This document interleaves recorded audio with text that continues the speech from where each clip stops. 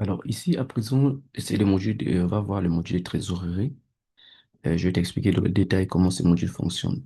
Donc, sois concentré et branché sur ProTime. Le module de trésorerie, ici, ça fonctionne comment? Ici, tu as la vue d'ensemble. Cette vue d'ensemble, ça te permet de voir la visibilité, d'avoir la visibilité, en fait, de tout ce qui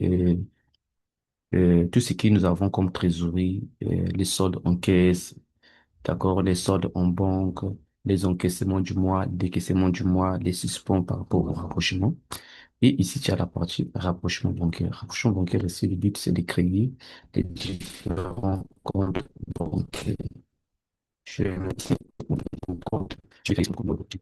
Je crée des nouveaux comptes bancaires. Une fois que je l'enregistre, c'est bon. Maintenant, ici, je n'ai que ici les journaux de caisse. Ce n'est qu'ici, ici, les journaux de caisse, c'est là où je vais faire les opérations de caisse. Donc, tout ce qui est caisse. Alors, les opérations de caisse, ici, il faut comprendre que le but, ce n'est pas que c'est pour gérer une caisse active, en fait, d'accord?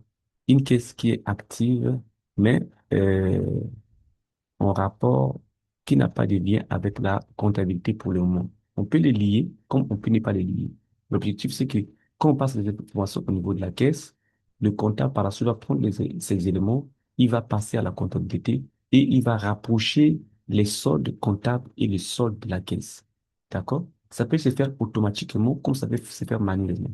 Il y a une autre possibilité, c'est que les informations passées au niveau de la caisse peuvent puisqu'il y a des numéros de compte qui sont affectés, ils peuvent être euh, intégrés de manière automatique au niveau de la comptabilité et le comptable valide ces opérations. Il valide ces opérations. Maintenant, ça passe même de la comptabilité. Et après, il peut faire le rapprochement entre le parcours au journal des caisses trésorerie et le journal des caisses comptables. Ça, c'est les rapprochements qu'il peut te faire. C'est pour permettre de faire suivre s'il y a des erreurs, des écarts qui peuvent être détectés.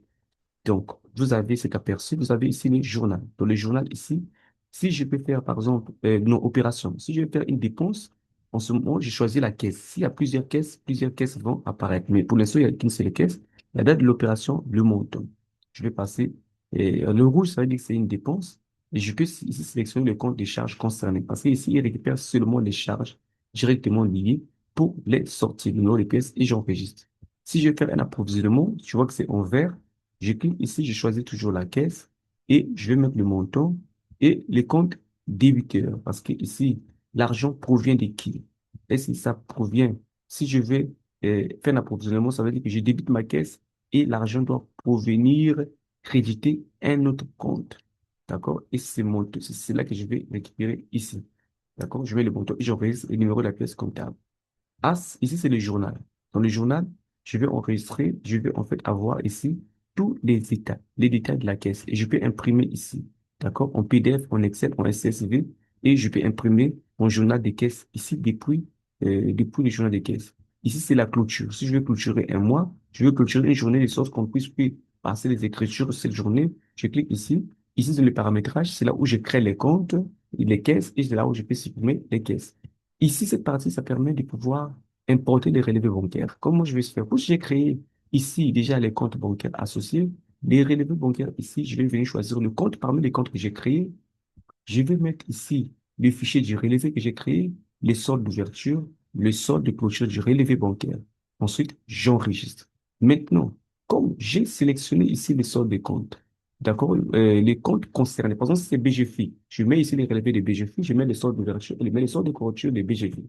Dans les rapprochements ici, je vais choisir BGFI depuis ProTime. Quand je clique le compte BGFI depuis ProTime, il va me récupérer déjà son solde et d'ouverture, ce sont de clôture parce que je vais choisir la période ici. D'accord? Et je vais les lier avec les relevés que j'ai sélectionnés.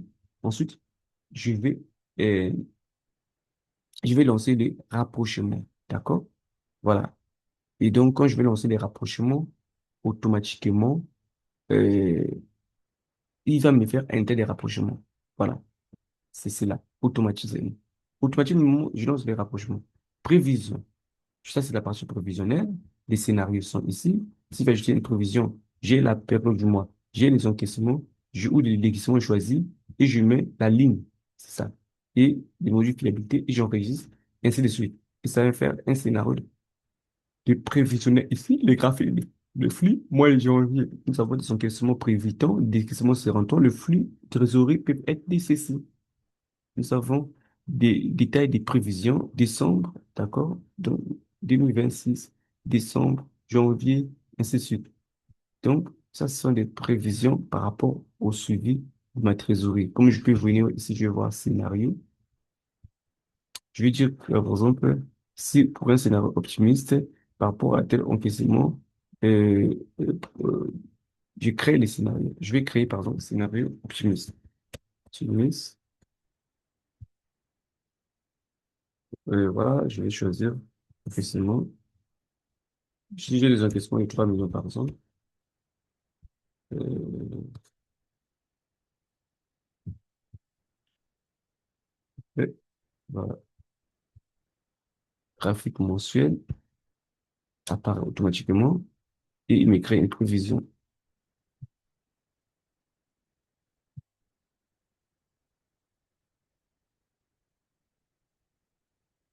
Janvier, février, mars. J'ai pas de décaissement. Base, optimiste. J'ai moins j'ai moins de décaissements et des encaissements.